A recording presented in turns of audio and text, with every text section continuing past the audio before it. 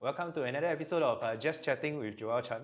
Today we have Shunjikawa with us. Welcome. This is me. Yes. Hi guys, my name is Matt. Yeah, people call me Shunjikawa. People call me Shunji. I primarily play video games. I play guitar as well in a band, multiple bands actually. Alamak. I stream on Twitch also. I have a Twitch channel called Shunjikawa. I play games there. If you want to come and hang out, come by. Yeah, I also sell guitar for a living. Whoa. Yeah, Sell guitar for a living. sell guitar for a living. I don't tell you where lah. You can probably figure out where. Okay. Check out one of our other videos and maybe you'll figure it out. Yes. Wait, you play for many bands. What bands do you play for? Like, Okay, so primarily right now what I play for is one of them is called Myth. It's an instrumental, 6-piece instrumental progressive metal band. The other one is called Building Fire. It's an alternative rock band. Just had a show last Friday. Oh, okay. Oh, you were playing at the Esplanade, right? Yes. that was Outside the Esplanade, right? outdoor theatre. Damn, bro. I heard you were there, but then I didn't I see was there. I was like, I didn't recognize you though. Oh, is it? Yeah, I was like, hey, this guy like more handsome on stage. Hey, alamak, wait. But off stage, no lah. Nonsense one. So actually, what do you play? What do I play? Like instrument? Electric guitar. So usually primarily electric guitar lah. Yeah, it's more of the, not the John Mayer style, but more of the like very hardcore technical kind of music. Ooh, what does that mean? Like, do you have any like music examples? Music like Dream Theater. Ah, Yeah, Dream Theater, Periphery, bands like that lah. okay. So like, when do you start playing electric guitar? Electric guitar. Actually, I started when I was 14 years old. 14. Yeah, it's quite a while ago. Okay. Secondary school. Secondary school. It really just hit me one day that I wanted to play electric guitar. Yeah. Like, you just picked it up, or like someone bought it for you, or you just went to the store and like. Okay. So funny story, right? Okay. Actually, it was fun. I was at a bus stop one day, Yeah. just listening to music. And then this was the time I actually played violin. Yeah, growing up, it was an instrument I was kind of like forced to play. If you're Asian oversized, you know, your parents will probably like force you to play instrument like piano, violin, cello, flute, I don't know. Yeah, so this was one of the instruments that I was kind of like made to play to kind of kill my time. One day I just listened to music. It was Michael Jackson's Beat It, if I'm not wrong, if I remember correctly. Okay. And it got to the guitar solo point, and it just hit me. I was like, shit, this sounds so cool. It's much cooler than what I'm doing right now. I just wanted to kind of know more. So I went to explore. I realized it was an electric guitar. And it was about that point where I decided I want to do this. Because it sounds cool. It sounds like something interesting that I would want to learn on my own accord. Right. Shout out to Eddie Van Halen, he's the guy who played the solo on Beat It. But he's dead. But shout out though. Shout out to yeah, I think that song really like kind of took me, because it kind of made me realize that there's so much more to music that you can do, these kind of things. Yeah. So I told my mom like, hey mom, is it okay if I learn the electric guitar? How was it? So she scolded me first. She was like, you can't even practice your violin. You want to learn a new instrument? Yeah. But I told her, yeah, I want to try. She gave me a deal. She told me if I can find a music school, then okay, can do it. Wow. So I did. I started my hunt for music school that teaches electric guitar. At 14 years old. At 14 years old. Wow. Yeah, and I discovered this place called Academy of Rock. Hey, shout out Academy Hey, of Rock. shout out. Today, let's go and shout Shout everybody. everybody out, bro. Shout out Greatest J Chan. Hey, Make sure you shout follow out. this Yeah, guy hello. on Twitch. Yeah, thanks. So yeah, then I signed up for lessons. I went for a trial lesson. I actually really enjoyed it. And that's where it all began. Right. Yeah, my teacher then, he taught me a lot of things at the beginning. I almost gave up halfway actually. Why? Because there were songs that I was introduced to that I actually could not catch for some reason. What kind of songs is that? Like basically it was this song I remember in particular. It was a My Chemical Romance song called I'm Not Okay. Yeah, there's a guitar solo section in there that has a small run. It's not too fast, it's also not too slow. But for some reason, like at the time when I was learning, I just could not catch it. Like no matter how many times I tried, it almost made me put down the guitar for good and be like, you know what, maybe not. Maybe this is not for me. it was not okay. Yeah, it was not okay. Definitely not okay. Yeah. So after that, like one fine day, my friend lent me a device, a wireless device. Okay. I brought it home to try. I was having a lot of fun with it. I just put it on my body, just run over the house, play in my living room, go to the toilet, play. My mother scolded me and play in the toilet. She's like, "Can you not?" I'm sorry. I came out. Suddenly out of nowhere, I could just play. Like it just hit me that I suddenly could just play the notes, no problem. Okay. And then my brain started to think, damn, if I can do this, I can probably do anything on the electric guitar, right? That's when I decided to really take it further, really like get serious into it lah. Okay. Yeah, it's where I am today. So the wireless device, okay, so for electric guitar, it's usually plugged into the amplifier. Right. Lah. But because you have the wireless device, you just plug into your earpiece or something. Oh no, so basically like the wireless device, right? One end goes to the amp, the other end goes into your guitar. Ah. Yeah. Wait, then the amp is in your room and you walk around. Like, Correct. twang, twang, twang, twang, twang. Because okay, my house right is not that big, so like my room is in close proximity to like the living room, the kitchen, the bathroom. Yeah. So wherever I stand, right, I can probably hear. Mm. So that's what I was just doing, like just messing around my entire house with the guitar. Do you still do that now? Oh yeah, I still do. I don't have a wireless system at home now, but I do have a portable amplifier, so I just bring it everywhere. In my living room, I feel like sitting there, play. I go to the toilet, don't tell my mom. I go to the toilet, I sit there and play. Please forward this to mama. Please, mama. But yeah lah, it's quite a fun thing to do if you have nothing better to do at home. Right. Yeah. But you don't get scolded anymore because it sounds better than that time. I hope so That time lah. you're amateur, right? I hope it sounds better lah. But yeah, that really just kicked off my journey in like music and trying to get better at what I do lah. Right. So like, what was like your first gig like? What was my first gig like? My first gig really only happened during my college days. Yeah, because I never really actively sought out like gigs. Never really like went out there to try and oh, you hiring musician or you need singer or you need guitar.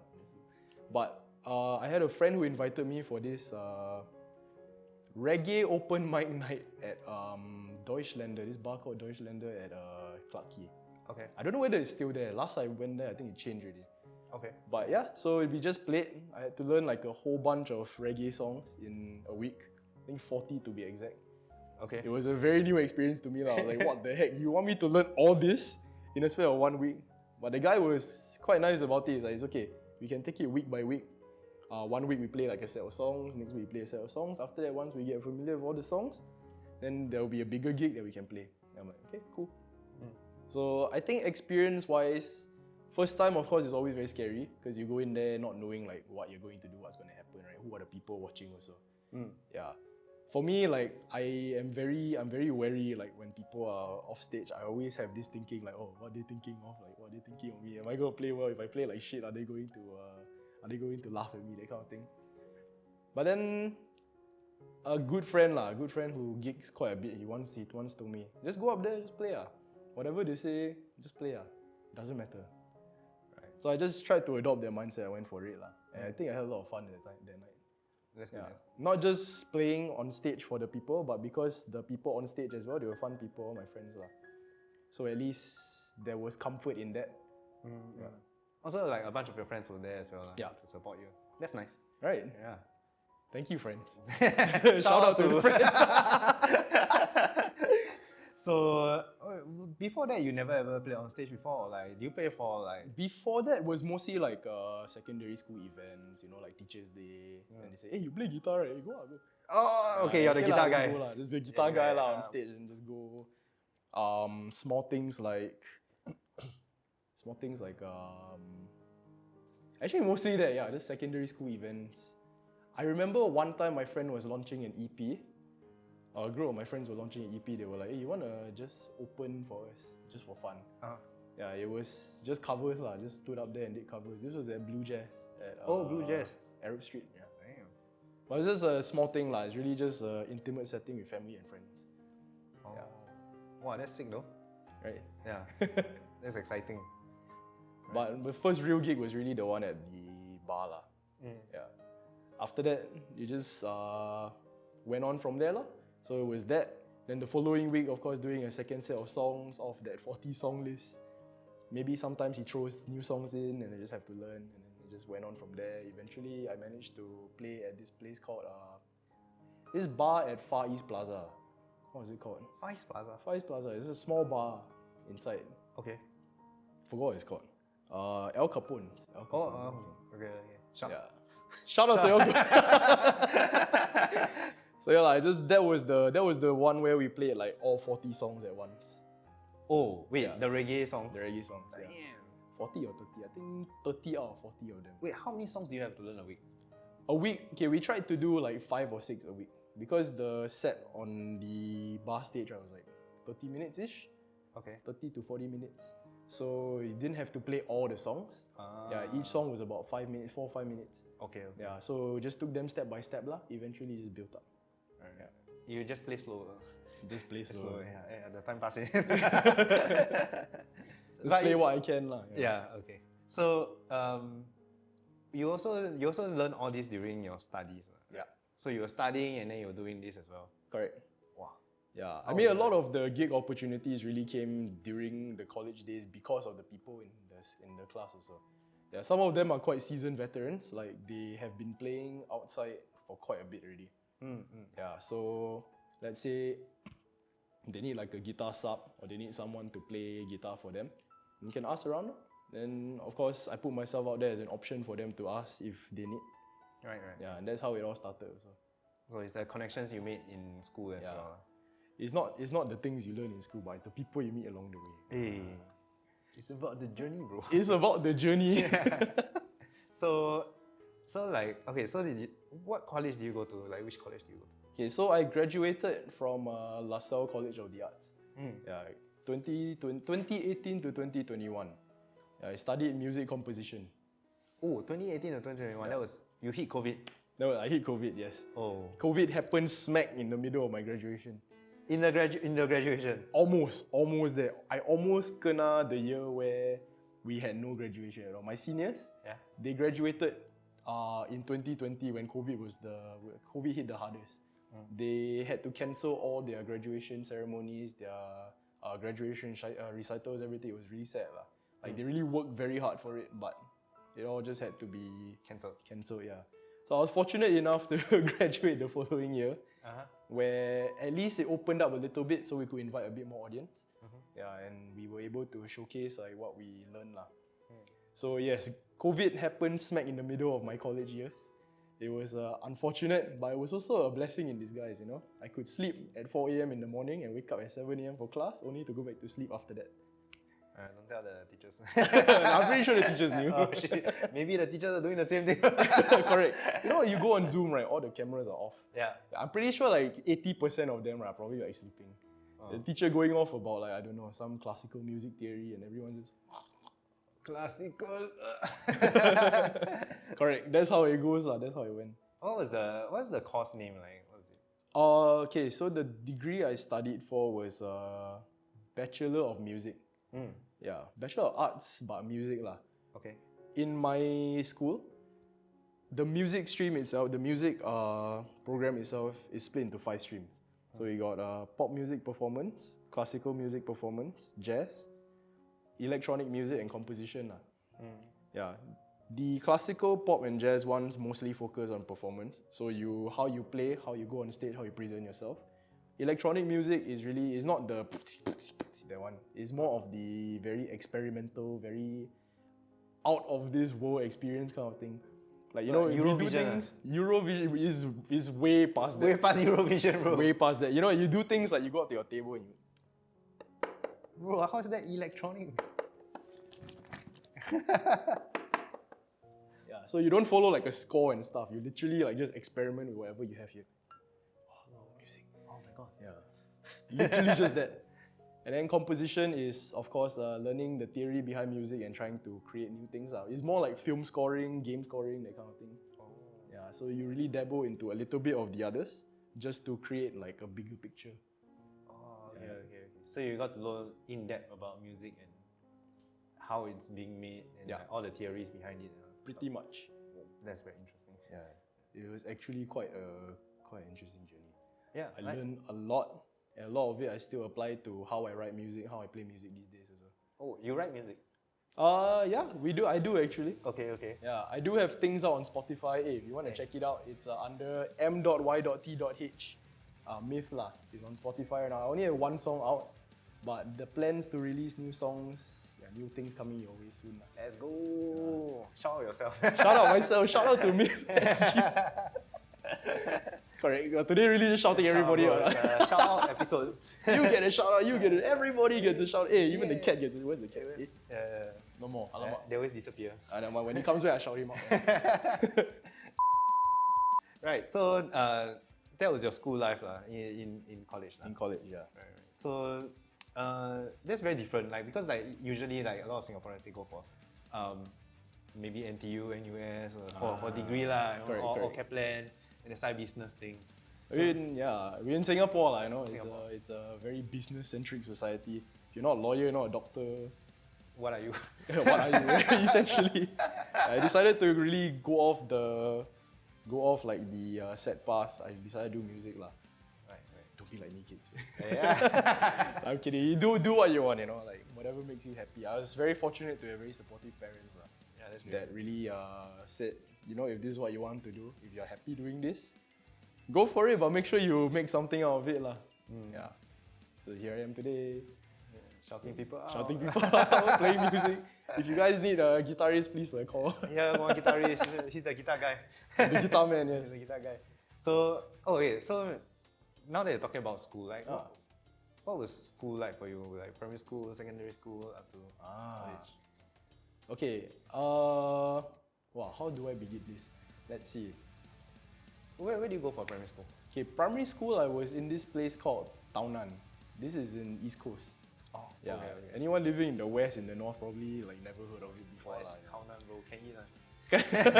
It sounds like a candy, right? Yeah. Chinese candy.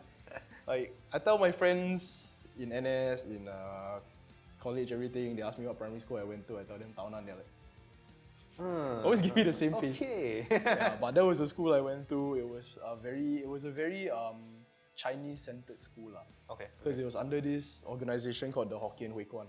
Ooh. Yeah. Okay. But it was primary school is your formative years, it's just really teaching you the basics, the fundamentals. I think nothing really much happened for me in primary school. I was just a very noisy kid. Very typical lah. Oh, you think nothing happened, but a lot of things happened. A lot of people closing their ears. There we go. Stop, it's noisy. Primary school, primary school, all kids are dumb and stupid. That's me lah. I don't want to say all kids, right? Most kids. Okay, yeah. Yeah, but I was one of those very rowdy kids lah back in primary school. Right. So teachers had a lot of hard times trying to just hold me down and get me to study. That's one. I'm not a very academic kid lah. Okay. But primary school, nothing much. I just lived 6 years of my life there. Try and learn as much as I can, try and get a better education. I went to secondary school. Secondary school, I went to Hwa Chong International School. Not the smart Hwa Chong, I don't know what the brains. Mine is the other one. The not so brainy one. Okay. Shout out to Hwa Chong International School. But my mother wanted me to do the IB program. IB stands for International Baccalaureate. Yeah, basically it's something like a university preparation course where they not only teach you things that you will learn in your typical A-levels, O-levels, A-levels, but they also kind of give you a more well-rounded experience. They make you do really long essays. They make you go through philosophy lessons and stuff like that. That was during the IB program. That was during the IB program. So IB goes after Sec 4, right? After Sec 4, that's right. Yeah. Hwa Chong International School, you don't need to have a super high PSLE score to go in. You basically just got the money to go in already lah. Yeah, my mother worked very hard for me to really enter that school. Yeah. So I went in there, I met a lot of very, very different kinds of people from very different walks of life. In Tao Nan is a neighborhood school. So a lot of the kids were like me lah. Come from maybe not as well-to-do to very well-to-do families. We just mingled together, we just kind of made friends, just do our own thing lah. But in secondary school, Hwa Chong International School, most of the students there were very rich. They came from very, very prestigious families. There were times when I come to school, right, I'm standing down there just chilling. This Rolls Royce pulls in. And like the chauffeur comes out, opens the door, and this girl comes out. And one of my classmates. Got sparkles. Huh? I got sparkles, got like the sunglasses, the white boots, come out handbag all. Not until the extreme. The photographers. I got red carpet. I have a question for you. Yeah, but basically they were just that rich lah. To the point where they like had drivers. Some of them even had private jets. They go on yacht adventures like every weekend, that kind of thing. Yeah, it was quite crazy to actually realize that there were people like that out there, like actually next to you, studying in the same environment as you, who were living that life. Right. Yeah. I remember I had a classmate who didn't even know what a hawker center was. Oh my God. Yeah. We had a class field trip, right? The teacher was like, okay, I'm going to take you guys to a hawker center, like a heritage area. Okay. And then she raised her hand. What's a hawker center? Oh. What do we do there? Wow. Everyone taken aback, like, what do you mean you don't know what a hawker center? You live in Singapore, for goodness sake. Yeah. Different level of living. Very, very different level of living in Singapore, that's right. They don't travel to different countries by like Singapore Airlines, by all this. Singapore Airlines really considered very prestigious. Yeah. This one, they have their own private jet, just fly them around. They say, what's first class? What's first class? I only have my class. How did that feel like for you? Like sitting beside them and then they are talking about all these things and then you live a different kind of life. Do you feel like ostracized or anything like that? Little bit actually. Okay. So back in those days, right, a lot of the kids were if you're not of a certain social standard or social status, right, they don't really want to hang out with you, don't really talk to you. Or at least that's how I felt lah. Okay. Because I don't know how they really felt because I never really talked to them about it. But at least on my end, it just seemed that way. So for me, right, I don't really come from a very well-to-do family, like a very high privileged family. Like, I would say my family they're doing well enough. Like, to be able to send me to a school like that, I think it says something lah. But of course not to the level of my peers, my classmates. So a lot of time, like, I never really talked to them, I never really got to hang out with them. When they go out on the weekends, they really go to like parties and stuff with a lot of like expensive drinks, I guess. I'm not sure if it's alcohol or anything, because at that age, I don't think it's legal. Okay. Yeah. But they really just hang out on like yachts, they hang out in like those high cess places. Then me, I'm just at home, running around downstairs at the local playground. Yeah, that was me lah. So at school, I never really got too close to my peers. I just had like a small group of friends. They were also quite high cess, but these were the more like down to earth peers, the ones that didn't really care about like your social status. Yeah. So school life, it wasn't the most social for me, but I think I still had a good time lah. Right. So, did that affect you in any way? Like, because like, I guess when you first go in, right? Yeah. I'm just assuming here. Right. When you first go in, you see like, oh, what all this glitz and glamour, like so many cool stuff going on there, but you're not part of it. Then I guess it took you some time to find your group of friends. Yeah. During that time, was it like very difficult for you or like? Not say very difficult, because for me, like, I just chill lah, I just do my own thing. Right. Yeah, like, I was never the kind of person to like, oh shit, I want what they have, like, they all so rich, they all have all this like prestige, they have all this like cool stuff. I also want, like, I don't go to my parents and be like, they got, why I cannot? Because I know like, I don't have that kind of privilege. So I try not to adopt that mindset lah. But of course, meeting new people, meeting new friends. There was this one guy I remember that everyone was hating on, everyone was ostracizing. So I tried to make friends with him lah, because I wanted to find out how come he had no friends, that kind of stuff. Yeah. Made friends with him. Turns out he was quite a nice guy. He was quite okay at first lah. At least that's what I thought. I got cast aside also because I was hanging out with this guy. Oh, okay. Yeah, like, kids lah, kids being kids. Yeah. You hang out with this friend, I don't be your friend also. Yeah. So that was what happened lah. And then, as the years go by, I make new friends also, but I also slowly realized why people actually don't like this guy lah. I won't go into detail why. Okay.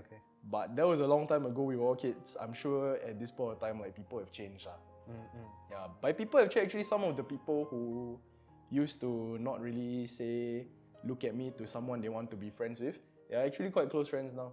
Ooh, okay. Yeah, so as time goes on, I think people also start to realize, people start to mature. They're like, you know what? Doesn't really matter. People are people. Yeah, whether you are rich, whether you are poor, still human. Yeah, you can be the poorest man in the world, but you could be like the best friend, you know, that anyone could ever have. You could be like the richest man in the world, but you could be like the shittiest person in the world. Yeah.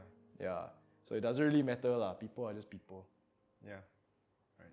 I mean, it's great that you bring that up because like I feel like maybe some people are in a situation that they feel like, oh no, like this is how it's gonna be for the rest of my life. But I guess things change along the way also. Yeah, things will change. Like if you ever feel, this is where it's like way into that. Yeah, point, this camera also can. Okay. If you ever feel that anyone is like looking at you, looking down on you, like let's say, shit, I'm not well liked by my peers. I don't know what to do. I feel very lonely. I feel very ostracized. Don't worry. Just keep doing what you're doing. Just continue living life. You only have one life to live. Just enjoy what you have. As you keep doing what you're doing, right, people will open up to you because they see that, you know, you don't give two flying monkeys about anything. They will approach you. They will approach you and tell you, you know, you seem like a cool dude. Despite all these like shortcomings coming to you, you are still enjoying life, and it earns respect lah. Yeah, I found this out hard way also, and yeah. Right. Yeah, the hard way meaning like through the secondary school. Something like that lah. Okay. Yeah. Okay. I was told many times also by a lot of people like don't care about them. Just do your thing. Right. Yeah. So I just, while the people were out focusing on partying, on like making a social life, creating like a social status, like a bubble, I was in my bedroom playing guitar all day, every day. In the toilet, bro. In the toilet. In the toilet, wherever lah, you know, wherever you probably find Matt, you will probably find Matt there. Right. So I just spent my days playing guitar, and that was my passion lah, and that's why I'm here today. Yeah. So after that, during that time, you also went through the IB program. Usually people who go through the IB program, they want to go like university. You know, they want to go like lawyer, you know, the harder to go courses. Yeah. Degrees. So what made you suddenly like, bro, was it the electric guitar or like what was it? Okay. So my course in Hwa Chong International School, it's 6 years. Sec 1 to 4, after that will be the 2 IB years. IB usually is 2 years. They're like your JC equivalent. Right. So at the end of 6 years, of course, you expect like, oh, okay, it's gonna go to NUS, gonna go to like some university overseas maybe to do business things, to do like money-making things, right? Not saying art doesn't give money. If you do it well, you can get money. Yeah, K-pop idol. K-pop idol, if you want to be K-pop idol, right? Hey, shout out to Jungkook of BTS. But yeah lah, so I decided to do music when I was in Sec 4. Around that period lah. So in Sec 2, when I first started playing electric guitar, like I told you right, after I got the solo to the song, it really started to drive me. Yes. Yeah, so that was just what I really focused on for a very long time. In Sec 3, I met a friend that actually introduced me to a lot of, a whole different world of music lah. And that's where my appreciation for music, that's where my appreciation for the arts really started to like blossom. Yeah, so after really like going through that, I kind of wanted to do something in that field for myself also. Right. So in Sec 4, I told my mom, you know what I really want to do in life? I think I want to be a musician. Your mom has been like, oh, I shouldn't have paid so much money for this school. Why? Are you actually my mom? Maybe she's like, okay, son, that's good. I'll support you. She closed the door and she's like, oh no!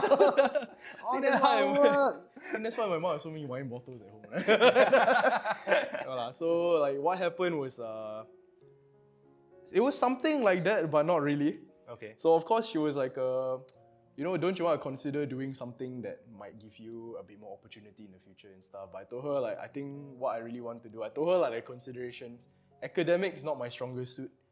Yeah, I go in there, you know how I am when it comes to studying. Like, you know, I come home at the end of the day. Wow, homework. Okay. So I told her, you know, I really want to make something out of it. So thankfully for me, like fortunately, my mom was very, very supportive of it. So she found LaSalle for me, like scouring the internet. She told me about it. I went to do my research on it lah. I told her, yeah, I think this is something I can work towards. It's here in Singapore also. I actually had dreams to go to Berkeley College of Music, College of Music. It's in Boston lah. Yeah.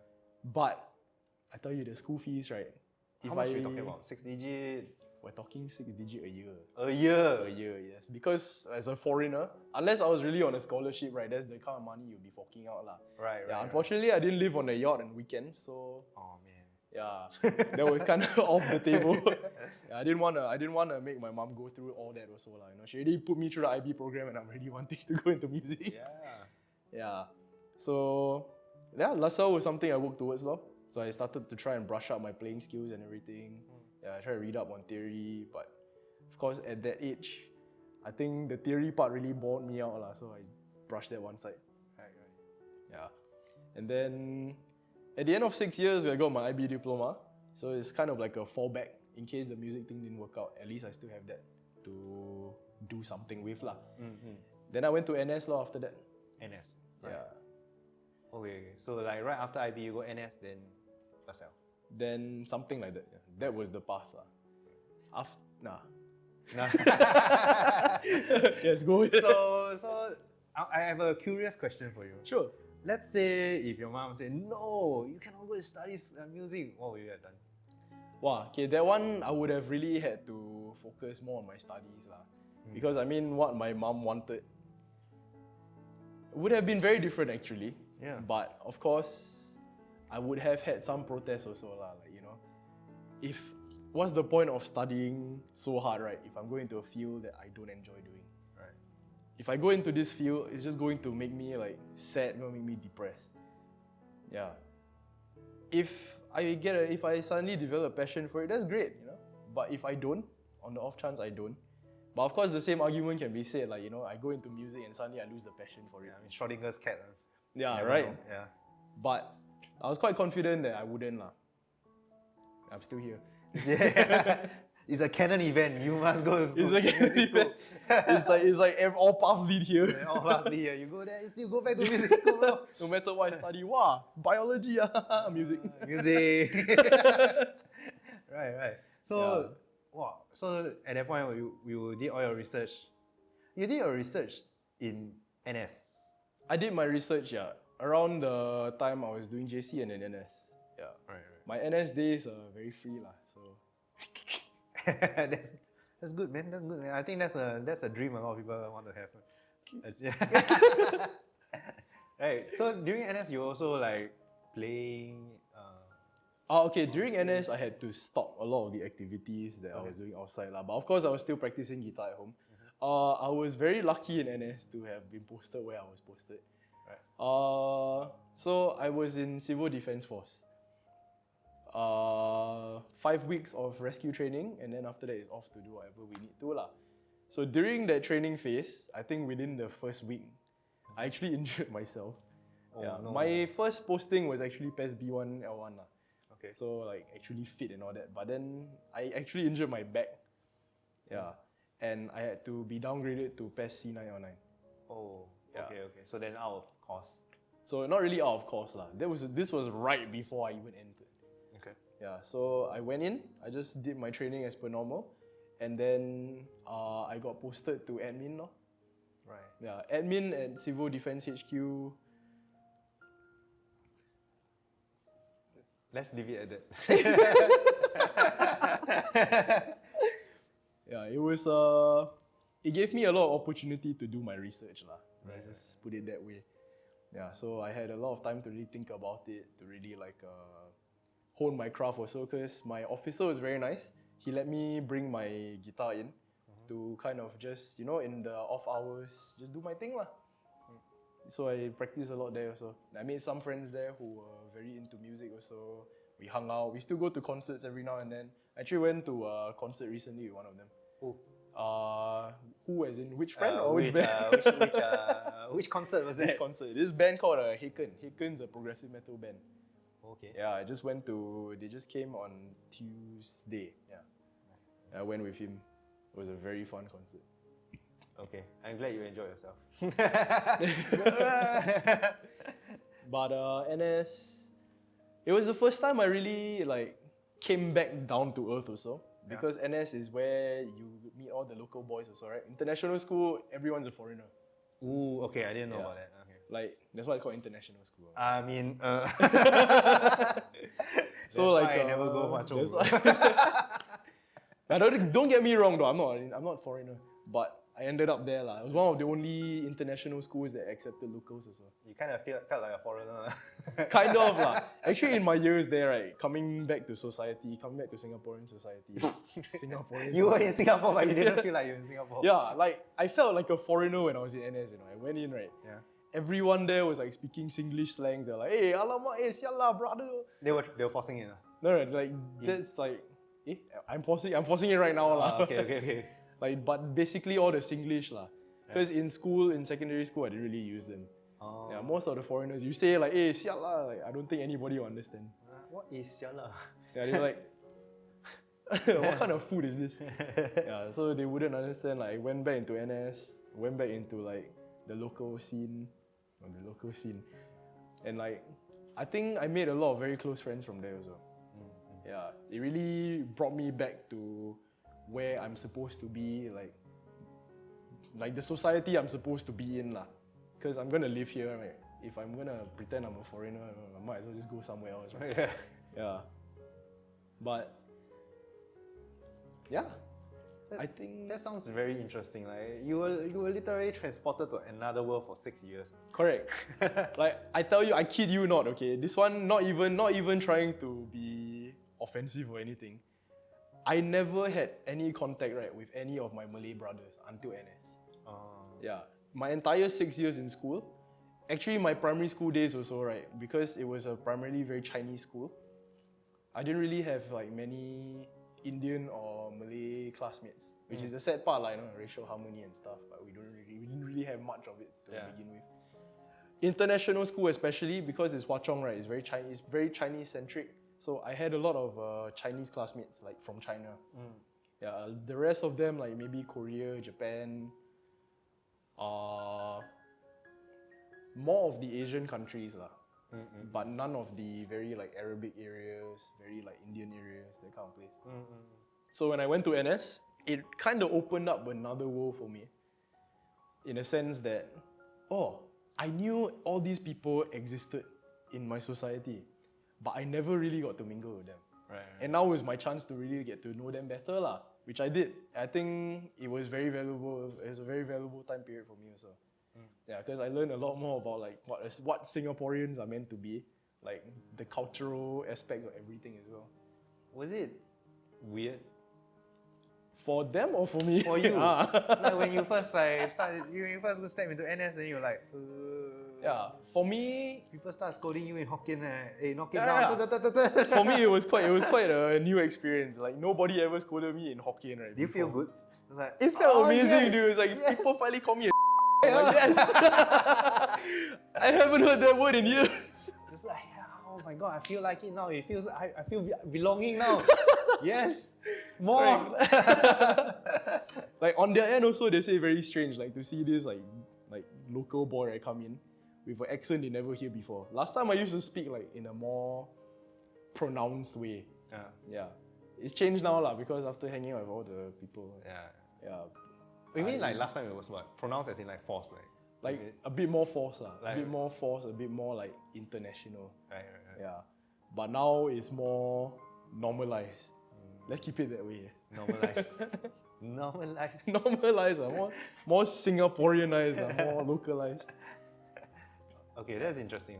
I mean, I've never thought that being in an international school, then after coming back to Singapore society, there would be any changes at all. I never ever thought of that. That's an interesting perspective. I never thought of it also. Yeah. It just happened. Yeah. To be very fair also, right? Where I live, the people around me, my neighbors, friends that I met around the condo complex also, they were all foreigners. I had Mongolian friends, I had Dutch friends, Japanese friends. Oh, wow. A lot of them have gone back to their countries already. Oh, man. Like, I had so little like contact with local society, right? That I really felt out of place in NS. Wow, that's so... Okay. Now I'm starting to picture a bit. It's like you're in between different societies. Like Correct. You're like in the grey zone. Like I'm in this country, right? But I'm not in you're this not country. yet you are in this country. Yet I'm here. And then you're not living the high life, so you're still kind of like Just there, no? just there. Yeah. That was my life growing up, lah. But you didn't feel it. Sorry?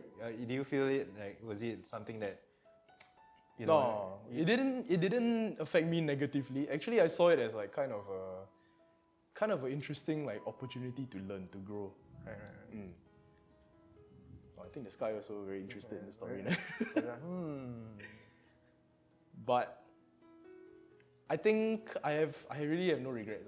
Like shout out to the cat guy. Yeah, cat's here. Cannot see. Okay, so adapting to all different parts of like society suddenly, like, was it difficult? Like, I wouldn't say it was difficult. Like, it wasn't easy to adapt, of course, because I spent like at least 6 years of my life like in an environment where I've been shut out of all this, right? But I found it interesting to adapt to, like to kind of like just learn what is happening and make it a part of my life, lah. Like I thought it was very important. I thought I had to make it a point to like do that, because these are my people, you know. right? Why you laugh? Now you sound like a foreigner. You sound like you don't belong. You know? These are the people. I don't know why the way you say it. Okay, let me try to rephrase that way. So these are the people who are going to walk alongside like the path I'm going to take now, right? Yeah. Most of the time. Right. When I went to LaSalle, most of the people were locals as well.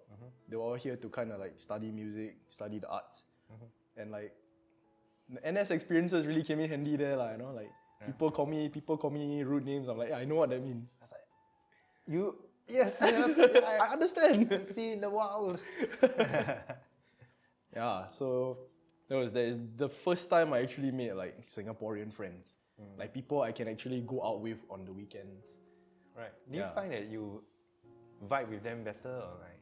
Actually, not really say vibe them better. It's kind of the same lah. No matter where they are from, they're still the same kind of people. Right. Yeah, still all cockheads. So then that was NS for you, lah. That was NS for me. Then you got into LaSalle. LaSalle, you were saying like, you study the theories, would it be correct if I say back end of music, like not the finished product? Like, kind of, sort of. okay. Yeah, because my job was more or less to like compose the music. Yeah, to make the music, understand what goes into the music. Yeah, the main priority was not to play the music. Because at the end of my 3 years in LaSalle, right, I was to conduct people who will play my music. Oh. Yeah. Okay. So I learned a lot of the theories, I learned a lot about what goes into all this. Yeah. And the good thing about my education there also, right, was that they taught me about what goes on behind the scenes also. Not just musically, but technically. So technically being like sound, lights, live sound, how to handle a recording studio, how to go through a recording process, things like that. What was it like being in a classroom of musically inclined people? Oh wow, it's very different. These are actually my people. No? I go in. So just now that one is not your people. It's a different category of people. So growing up in my life, I was the most musically inclined person I knew. Okay. Yeah, like everyone else that I met along the way, they played music, but they weren't like passionate about it. They weren't like, wow, music is my life, you know, that kind of thing. Right. But when I went to LaSalle, right, you meet people who will literally sit in the corner of the room, hold out a classical sheet, and they'd be like,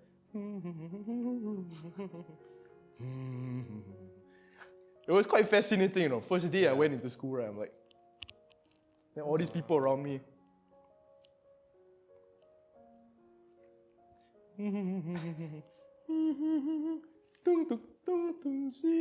Like, I'm like,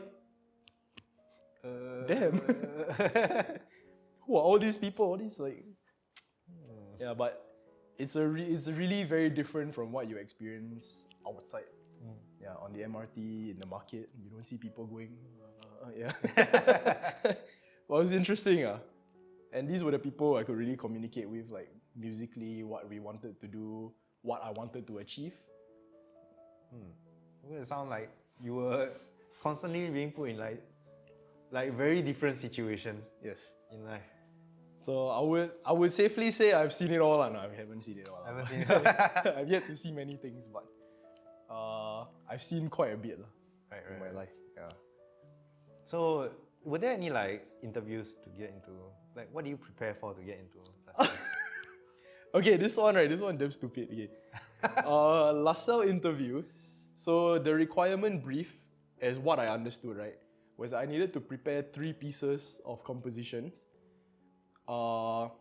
In my head, I thought, oh shit, I need to play it out also. I need to present it not just in score form, but in like physical form also, in playing form. So I brought all my gear down. I brought my guitar, I brought my equipment, everything, just right down to school. I literally looked like a cyborg, you know, like I had everything here, boom, boom, boom, like that.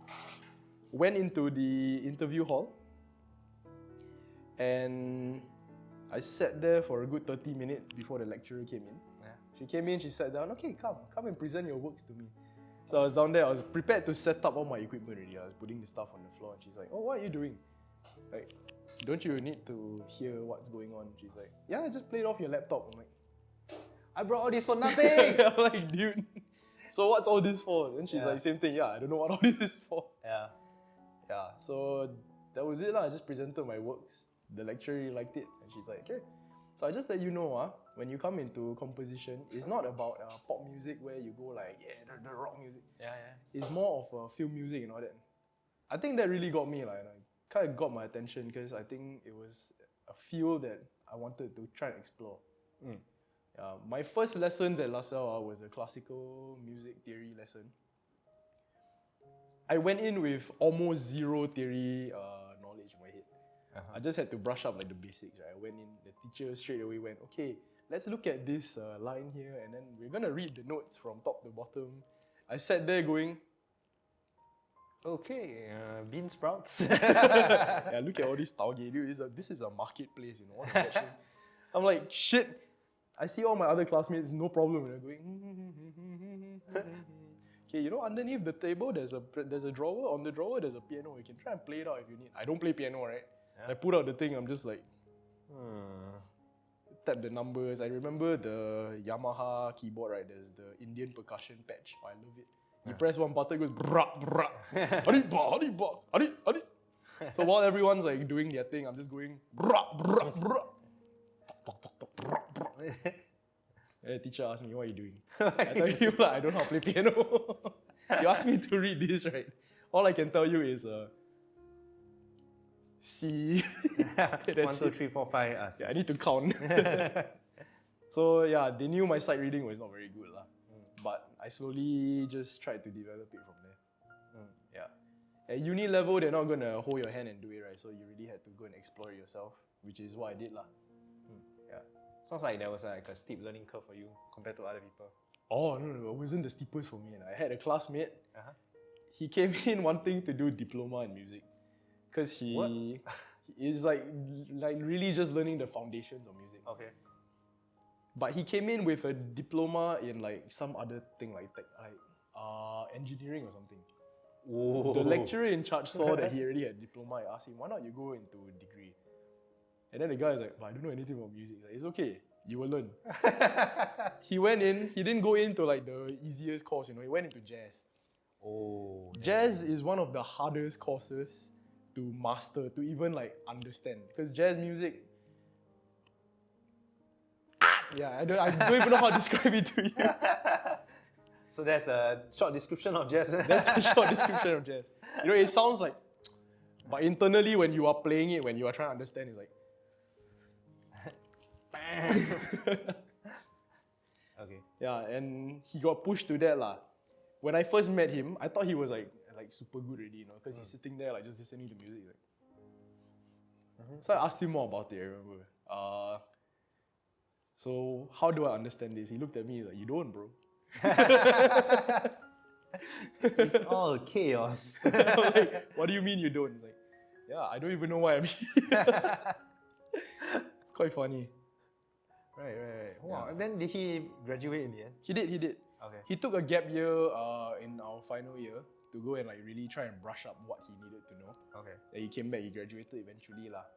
Yeah, apparently he passed with flying colours, which is really good. But the recital that he did was not what we expected lah. Wait, what was it good? It was supposed to be like a jazz thing, right? Like Yeah. you know, you sit there and think. Yeah. But he did some like really free jazz, experimental jazz thing, and he still got really good marks for it. Damn. Yeah. Wow. I guess the lecturer was right to say, just no worry, let's take the degree. Yeah, just go on it. And he did it. Yeah. Yeah, you can do anything in life if you try. If you just If you had a lecturer to tell you just do it. It's okay. Correct. Right. So after that, you were saying like during your LaSalle time, you had a few gigs here and there already, right? Then the moment you graduated, do you go straight into like, okay, I'm gonna find as many jobs as possible and like, you know, full-time career in music? Okay. So this is like the current era lah. 2020, I actually got a part-time job at your local music dealer somewhere in Singapore. Yeah. I worked there for about 3 to 4 months because that branch was closing down because the entire mall was closing. Okay. During that time, COVID hit. So my plans to try and go out there and find more gigs like really was kind of cut right there because it's a bit impossible lah. When COVID really hit, everything shut down. All the bars were closed, events venues were closed. Even Baybeats itself was being held behind closed doors, pre-recorded everything. It was quite sad lah. Yeah. For the entertainment industry. So I needed to find a full-time job somewhere, right? Yeah. Like to get the money coming. So fortunately for me, when I graduated, my old boss actually texted me. He was like, "Matt, do you know anybody who wants to take a full-time position here?" I told him, "It is I do. I want that full-time position." And he was like, really? Then he asked me to come down for interview. And here I am lah. I am doing what I'm doing now. Right. Yeah, but as the borders opened up, as everything started to open up, the gigs started coming in again. Yeah, it was about 2021 when I first tried out for Baybeats with some of my friends. Yeah, but that was a bit stupid lah. We kind of got disqualified. Why? Okay, so every year, Baybeats will hold a sort of audition process called the Baybeats Budding Bands. It's like a game show type thing, but they don't really film you lah. Okay. So you go in there, they bring you through like a mentorship. You learn new things and stuff like that, how to develop your brand, your band. So I tried to audition with my friend. My friend had been trying for almost 5-6 years already, but to no avail lah. He will try again this year. He asked me to help him play. At the same time, I wanted to try. I asked him to help me play. In the end, right, we ended up both having the exact same band members for both our groups. So rehearsal is very easy. You know, we go into rehearsal space, we just practice the songs like together, lah. You know, we kill 2 birds with 1 stone, right? So we went for the audition. Audition day came around. I went first. Did our thing. The judges were like, "Oh yeah, very nice. I think got a chance. Can." We went out. There was like a 3 to 4 hour like intermission between my set and his set. Yeah, we went out, went to eat lunch, went to watch Shang-Chi at the time. It just came out. We literally just sit there, Then we went back for the next audition set. Yeah. We walked into the room, and the judges looked at us and like, why do you guys look so familiar? Oh, you guys just came in this morning, right? What are you doing here again? We're like, this time we're auditioning under this guy. And then we just did our stuff lah. And then the things they said were like, okay, you know what? Why not you try coming again another year, but this time you all join forces. We're like, okay. Technically, we got told a big fat no lah, and then we just had to leave there. But that was a fun experience lah. Did the judges enjoy the music though? I hope they did. I wouldn't know. Yeah, so after that, 2022 rolled around, and that was when the major gigs started to flow in again. So that was when my first Esplanade gig came in towards the end of the year. Okay. I was playing under Building Fire, the alternative rock band. We played this event called Kala Utsuvam, which is an Indian festival. Oh, okay. Yeah. And we play a lot of Bollywood covers. We play a lot of mashups also. It was quite fun. It was a really, really fun experience. That's where it all kind of escalated a lot. After that, following year, I played at my drummer's brother's wedding. And then Baybeats came around again. Oh, then after that, I played with Big Daddy Rai. Oh. Yeah. Okay. Big Daddy Rai had a concert at the Esplanade also. And he basically had a 3-set show. And we just played.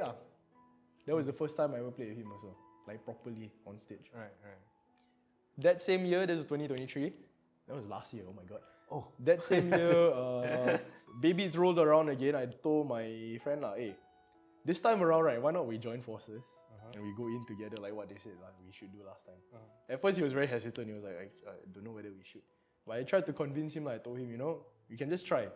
Whether we get in or not, at least we did it. At least we had fun doing it. And he's like, okay, let's go. So he went.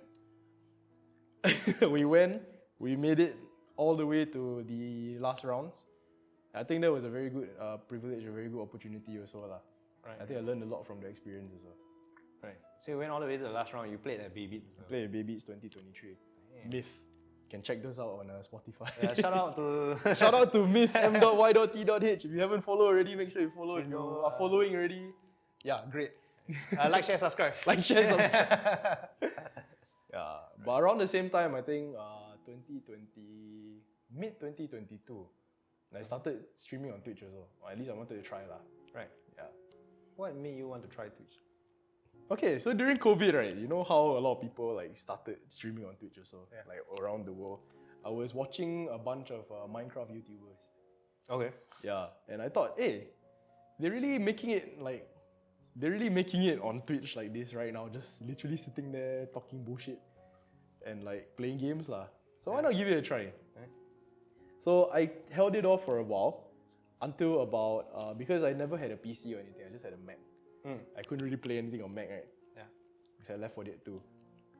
I love Left 4 Dead too. With the mods. With the mods. But yeah, after that, I just decided to try. And then I met this other streamer. I don't think she streams anymore. Her name is Venomnom. Shout out to Venomnom. Hey, shout out. Yeah, she did a lot of music on stream. I thought it was really cool what she was doing.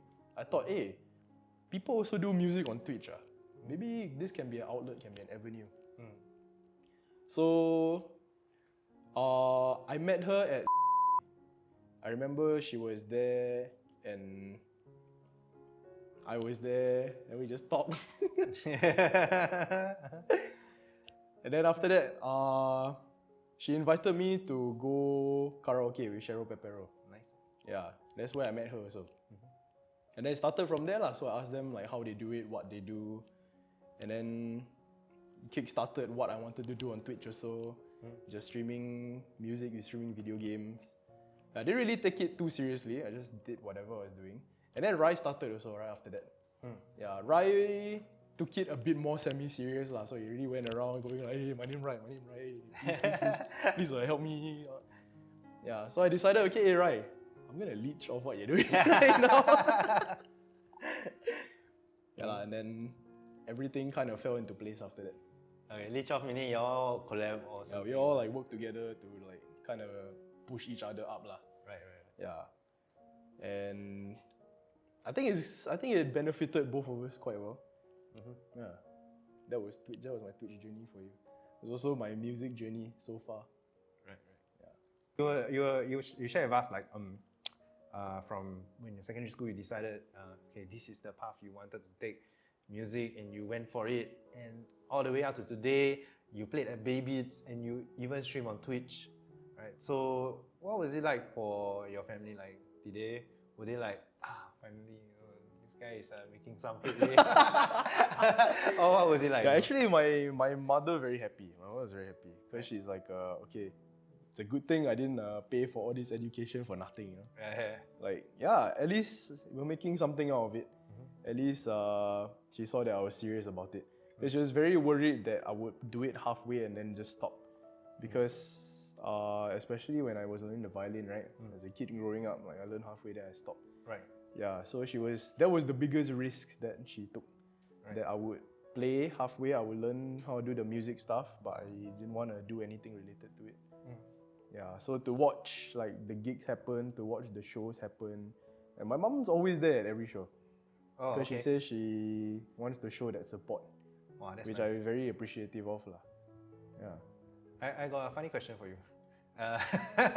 Every Chinese New Year, does she ask you to like, hey, play the guitar for your uncles and aunties? Oh yeah, I tell you, at one point of time, right, it wasn't just Chinese New Year. Anytime there was a gathering in my house, right, she'd be like, hey, take guitar.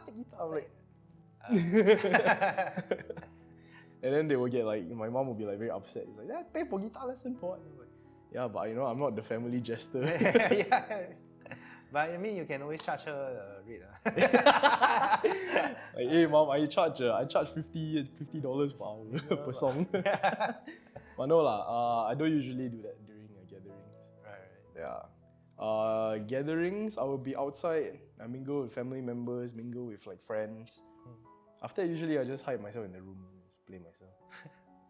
Do people feel like do the people around you feel like, hey, this guy is a musician, like look down on you or things like that?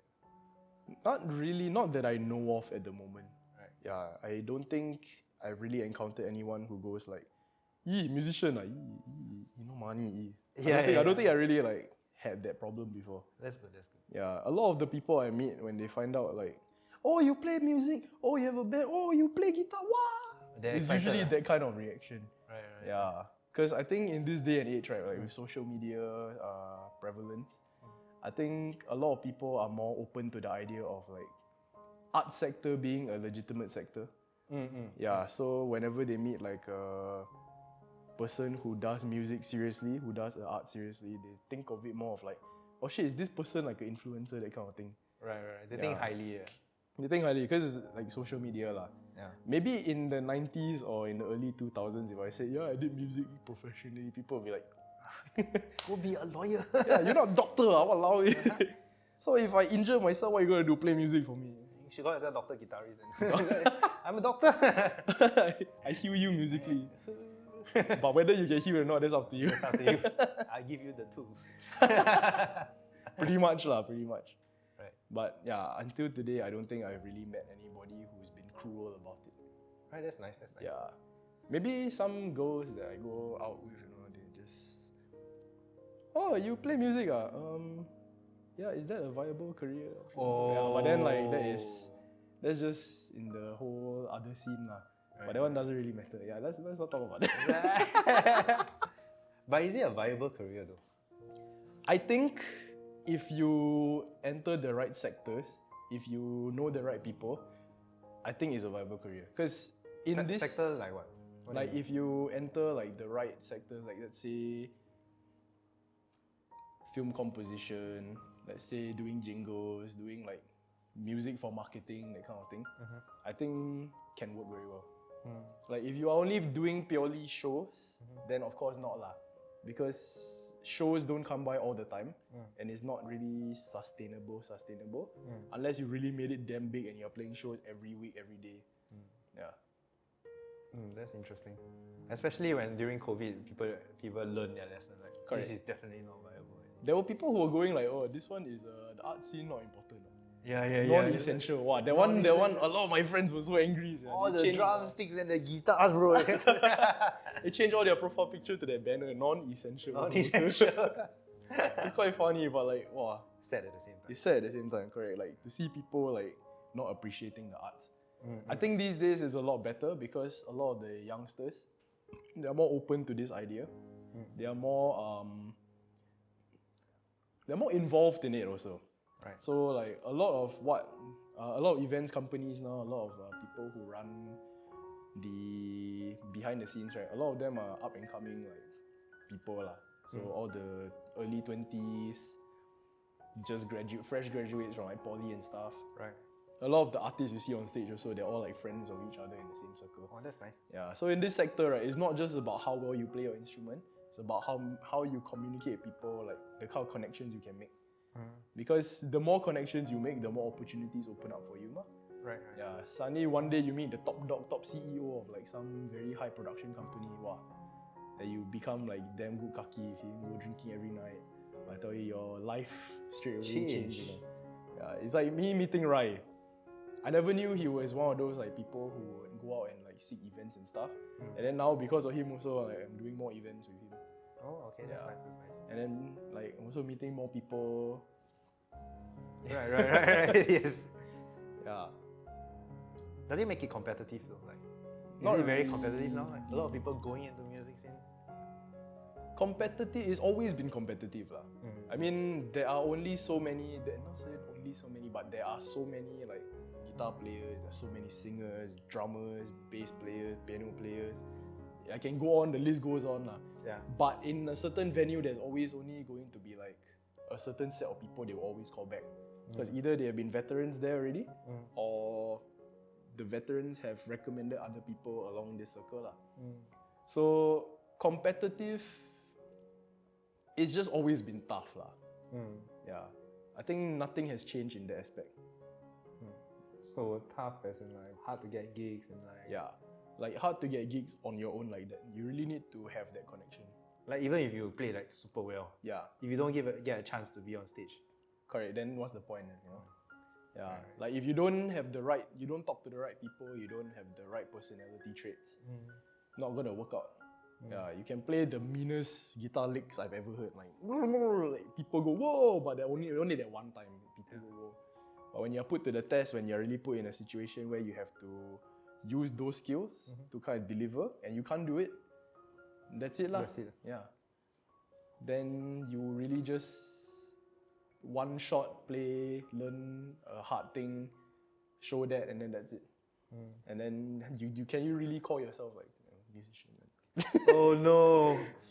Yeah, but you know what I mean lah. I know what you mean. Yeah, so I think it is a tough world out there when it comes to all this also. Quite vicious lah. It is. Yeah, especially with social media presence also, right? You play something, people put it on social media. It's not just for the audience who were there to see. The whole world can see it now. Yeah. If the whole world thinks, oh shit, what is wrong with this guy? Why you never cut his fingernail? Why never cut his fingernail? Yeah, small things. Correct. Like they are very social media, internet people are very Critical, very cruel also. Yeah. Right. So, do you face anything like that? Did I face anything like that? Fortunately, on my end, not yet. I say yet because I'm pretty sure down the line there's going to be people like that. I mean, it's a milestone. It's a milestone to your first hater, right? Yeah. Like, you know, the moment you see someone go like, hey, this guy sucks. You'll be like, guys! Hey, I got a troll! We did it, guys! We got haters, yes! Then the next thing is the apology video. Hi guys, I'm sorry I said I should have cut my fingernails during the... oops. Right. Sorry that you are butthurt. I'm sorry that you feel so bad about this. It's not my fault, bro. It's you. So things have been going well for you so far. So far lah. Fortunately, touch wood. Sorry, this one is... plastic. And, but yeah lah, so far everything has been quite smooth. I'm quite grateful for that. So is there any like future plans you have for yourself? I want to get a car. No, okay. So Tesla, if you're listening. Shout out to Tesla. Any future plans? Okay. I do plan to just continue streaming, just continue like producing content and stuff like that. Of course, wherever I'm working now, I want to push further. I want to go higher in what I'm doing. Shows wise, yes. I do have a lot of music coming up soon. Yeah, music as in like to put on Spotify. To put on Spotify. Like we're still actively recording, writing, holding rehearsals and stuff like that also. Sounds like a very daily thing. Not really daily lah. Like I would say very seasonal. Okay. Yeah, like some seasons, Singapore only got monsoon season. I mean, Some got rain and shine, periods, I got rain and shine. Some periods of time, like there are more gigs. Some periods they're not. But the ones where there are more gigs, usually I try to push for some more. Yeah, so I just gonna keep doing that lah. Right. Yeah. Right. As of now, it's more because right now I'm in the developing stages of the whole of my whole career now. So right now it's really more focused on trying to create that contact base, trying to find more people to kind of play with, hold festivals with, collab with. Yeah. Right. Interesting. I still want that car though. Yeah. What kind of car are you looking for? Flali. What's that? Okay. Right now you're pushing to break the boundaries of where you are at. I would say that. Trying to push further lah. Push further. Yeah. What do you hope for? What do I hope for? The grand stage, right? If Wembley or O2 Arena, if you are hearing this, or even Budokan Arena in Japan, if you are hearing this, I got an instrumental progressive metal band for you if you want. We can do openings. Yeah, you can open for baby metal if you. Let's go. But yeah lah, like I'm trying to look at bigger stages and bigger events. Like let's say AFA, Singapore. I know it's very unconventional stage lah, but the kind of music I do, I think can appeal to this kind of fans also. Right. Yeah. Sozo, if you're listening. Shout out to Sozo. But more Esplanade shows, of course, because that stage I think gives a very good platform to kind of like express yourself also. Right. There's a very general audience there. And looking more into the underground scene also, to kind of like develop a bigger fan base. Underground scene, like how? It's so underground. I don't know about it now. Need to take MRT. It's underground scene is like gigs that are put together by other musicians, by like smaller events companies, event groups that kind of try to just create a community lah. So they bring people together, they invite friends, they invite family, people, the bands can go together. If you know, you know. If you know, you know. That kind. Even if you don't know, you will know. Yeah, Now I because know. like, you know, some people come for one band, right? Yeah. But then they stick for the rest of the show, then they discover like new bands. Yeah, and then that's how the underground community works lah. So it's all just coming together, playing, mingling, getting to know one another. And then, you know, you never know, you might just pick up a fan there.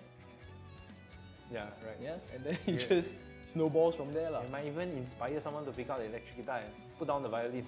Correct.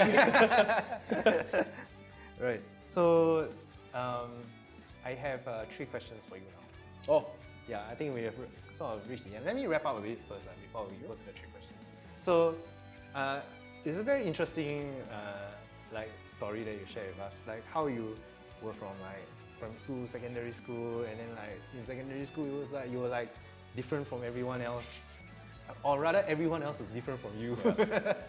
Then you pull out of that and then into NS where like it's very very down to earth Singaporean culture, and then you didn't score in like your first like Hokkien vulgarity maybe, and feeling so good about it. Yes. I finally scored someone a Yeah. Sorry. So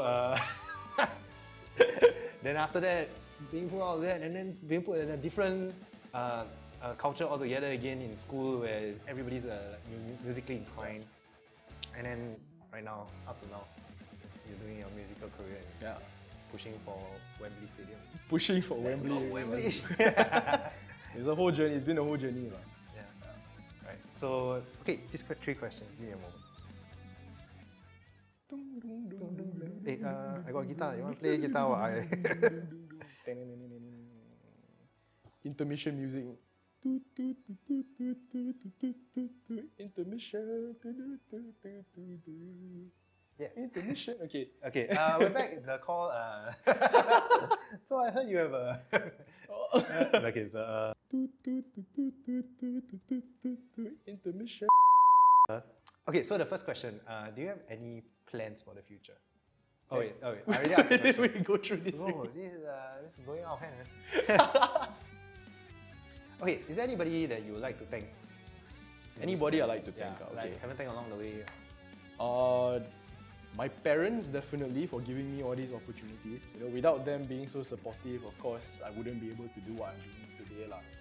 Yeah, if they were really like those very strict parents, like really just want me to do doctorate, want me to do like law, I wouldn't be here sitting with you today, lah. Yeah. I think I want to thank Big Daddy Rai Yeah. for Letting you lead. for being a brother. Okay, sorry. No. I thank my LaSalle lecturer also. Yeah, she really taught me a lot of what I know now. A lot of what I have used to kind of develop how I play, how I do things in music. Opened my eyes to a lot of concepts that I would have fallen asleep to lah. Because the way she explained it made it very palatable, very easy to understand. I also like to thank the greatest Jowell Chan for having me here. You know, doing all the interviews. This has been fun. Zuni, Rain. Special guest. Special guest, yes, over there. I shall not reveal who it is, but yeah, for camera work and whatnot. Who else would I like to thank? My family, of course, the rest of them, not forgetting. Not only have my parents been supportive, but the rest of them also. Yeah, my friends who have come down to shows, who take time off their busy schedule to really come down and like show support also. My mentor who knock sense into my head. Tell me don't be lazy. You want to get into LaSalle, right? Psh, go and study music theory. Okay. Yeah, that's me. Who else? Actually, I think that'll be it for now. Right. So the next question is Oh wait, Venom Nom for starting off my entire career in streaming. hey, shout out to Shout out to Venom Nom. Right. So the last question is because right now we're filming this and then you might watch it now, but maybe 5 years later or 10 years later when you look back at this video, maybe you have something to tell your future self. Oh, something to tell my future self. Right now or maybe in the future. Hey man. Oh, I'm really talking to myself here. Hey man, if life ever gets you down, if anything ever goes wrong, just remember, just keep doing your thing. Just keep doing what you're doing. Everything will fall into place when it has to. Don't do drugs. Don't smoke. Don't smoke. If you have to drink in small amounts, but sleep early. Anything else? Do let me know if you got that Tesla. I'm very curious. 5 years down the road, just talk to myself back in the camera. Yeah, so I got that Tesla. I got the Tesla, but it's a little toy. Just kidding. So yeah, I think we've reached the end of our conversation here. Yeah, hey, thank you, man. Thank you for having me. Thank you for joining in. Thank you everybody for watching. Once again, Shunjikawa, Matthew, go check out his Spotify Myth. M.Y.T.H is on Spotify. We'll be releasing new things very soon. Much sooner than you think. As of today, am I allowed to say events like coming up soon? Yeah, you can say. But we don't know when we'll post this. Yeah, so I think better probably after. It's too Anything coming up in like June? Not sure yet. Not sure yet. Yeah, not sure yet. Okay. Still in talks, but not sure yet. Okay, but you have gigs coming up, so keep a lookout for him. Yes. And keep a lookout for his gigs and check out his Twitch as well. Link in the bio, link in the about section. Check it out. Here. Everywhere lah. Behind. On top. Inside my pet. Okay, so yeah, I think we've reached the end. Thank you everybody for watching. We'll see you guys again soon. Bye. Oh my, what a big house you have. Am I stupid? Yes. To which direction does the wind take us? What the fuck am I doing? Papa! And you just get sense. That'll be so much easier. We were rolling already, right? Yeah, we're rolling. Oh shit.